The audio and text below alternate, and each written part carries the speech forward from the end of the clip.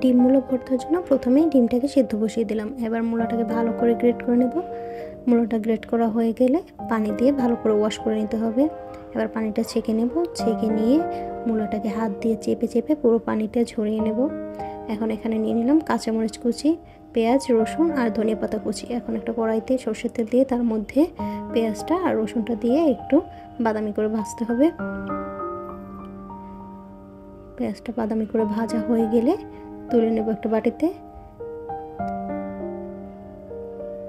এখন ওই তেলের মধ্যেই মূলাটাকে দিয়ে আবার একটু সময় ভাজতে হবে। মূলাটা ভাজা হয়ে গেলে দিয়ে দেব কাঁচামরিচ কুচি আর ধনিয়া পাতা কুচি। এখন মূলাটাকে আবার কিছুক্ষণ সময় নিয়ে ভাজবো। এই যে ভাজা হয়ে গেছে, এখন তুলে নেব বাটিতে। ডিমটাও সিদ্ধ হয়ে গেছে। এখন দিয়ে দিলাম লবণ আর চিলি ফ্লেক্স। এবার সবগুলো উপকরণ একসাথে হাত দিয়ে ভালো করে মেখে নিতে হবে। এই যে তৈরি হয়ে গেল মজাদার ডিম মূলা ভর্তা।